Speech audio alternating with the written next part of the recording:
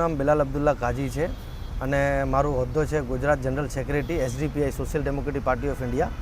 આજે અમે Surat police commissioner સાહેબ શ્રીની ઓફિસમાં આવ્યા છીએ અને સુરતની અંદર જે નાસિરનગરમાં ડેમોલેશન થયું તે ડેમોલેશનને લઈને આજે અમે પોલીસ કમિશનર સાહેબ શ્રી જોડે રજૂઆત કરવા આવ્યા છીએ અને સુરતની અંદર કલેક્ટર સાહેબ શ્રી જોડે બી અમે રજૂઆત કરવાના છીએ। ત્યારે કથિત નકલી ડિમોલિશન થઈ રહ્યું હતું ત્યારે સ્થાનિક પોલીસનો મોટો કાફલો હાજર હતો, તો પોલીસ કમિશનરને આવેદન આપતી વખતે તમે આ સવાલ ઉઠાવશો ખરા કે કોને સત્તાવાર ઓર્ડર કે લેટર પેડ ઉપર પોલીસ પ્રોટેક્શન ફાળવવામાં આવ્યું હતું?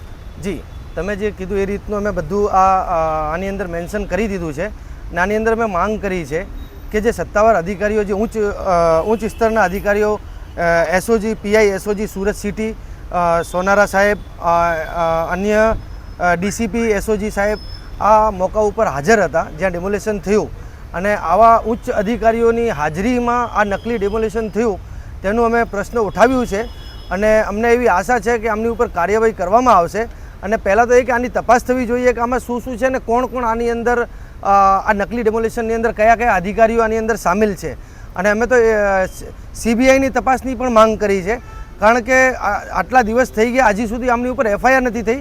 આજે પોલીસને કંઈ પણ થાય છે એટલે સો મોટો ફરિયાદ કરે છે, કોઈ આવતું નથી, હાજર નથી હોતું ત્યારે, પરંતુ 10 દિવસ થઈ ગયા, આટલા દિવસ થઈ ગયા, હજી સુધી કોઈએ ફરિયાદ નથી કરી, સામે ચાલીને પોલીસે ફરિયાદ નથી કરી। એટલે પોલીસ રાહ જોઈ રહી છે કે કોઈ ડેમોલેશનવાળો આવે અને અમને કહે કે તમે ફરિયાદ કરો ને અમે ફરિયાદ કરીએ। એટલે આ તો ચિંતાનું વિષય છે, એટલે આ બહુ મોટો પ્રશ્ન છે આ રહ્યું એમ। સાહેબ, તમે સીબીઆઈ તપાસની માંગ કરી રહ્યા છો, પણ સામાન્ય રીતે આવી તપાસમાં મંજૂર થવા લાંબો સમય લાગે છે, ત્યારે ત્યાર સુધી ભોગ બનેલા સૌથી વધુ ગરીબ પરિવારોને ન્યાય માટે ક્યાં જશે? તાત્કાલિક રાહત માટે તમારી પાર્ટી શું પગલાં લેશે? જી, તાત્કાલિક રાહત માટે પાર્ટી તો નાસિરનગરના જેટલા બી રહીશો છે, જે નાસિરનગરના રહેવાસી છે ને જેમનું મકાન તૂટ્યું છે, હું એમને કહું છું કે અમે સતત વોચ રાખી રહ્યા છીએ કે શું શું થઈ રહ્યું છે ત્યાં કને, પરંતુ આજ દી સુધી મને એવું લાગ્યું છે કે ખાલી રીલબાજી થઈ રહી છે ત્યાં કને, બીજું કંઈ કોઈ કાર્યવાહી કે કશું થઈ નથી રહ્યું, કારણ આવશે।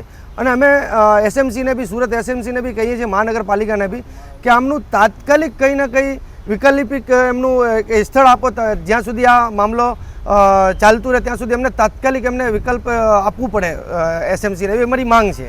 સાહેબ, એસએમસી કમિશનર કહે છે કે મનપાએ કોઈ ઓર્ડર નથી આપ્યો અને આ કોઈ થર્ડ પાર્ટીનું કામ છે, તો આ કયા મોટા બિલ્ડર છે જે સુરત એસએમસી અને પોલીસ તંત્ર કરતાં પણ મોટા થઈ ગયો છે, એને પોતાની મરજીથી બુલડોઝર ફેરવી દીધા? તમે આવેદનમાં એ બિલ્ડરનો નામનો ઉલ્લેખ કર્યો છે ખરો?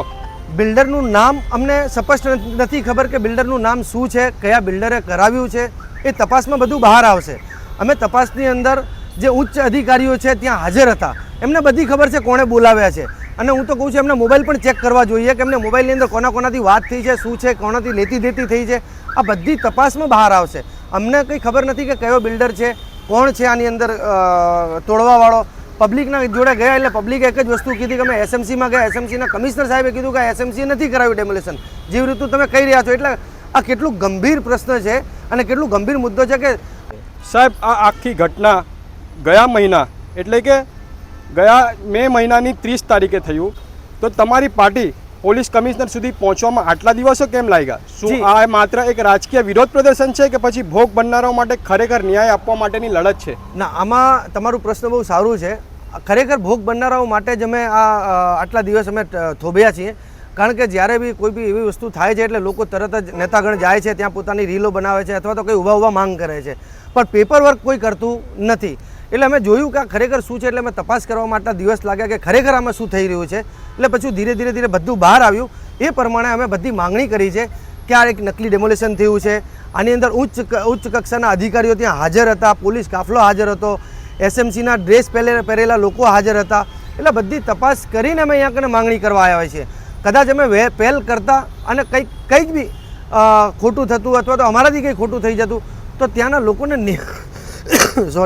લોકોને ન્યાય ના મળતો, એટલા માટે અમે તપાસ કરી અને બરોબર ચોક્કસ રીતે શું થયું છે એ રીતની આખી અમે માહિતી લખી અને આ એકદમ અમે સ્પષ્ટ આની અંદર લખ્યા છે કે આ લોકોએ જે લોકોએ ખોટું ડિમોલેશન કર્યું છે એમની ઉપર કાર્યવાહી થવી જોઈએ। અને આ એક માત્ર રાજકીય આવેદન નથી, આ વસ્તુને અમે આગળ સુધી પણ જશું।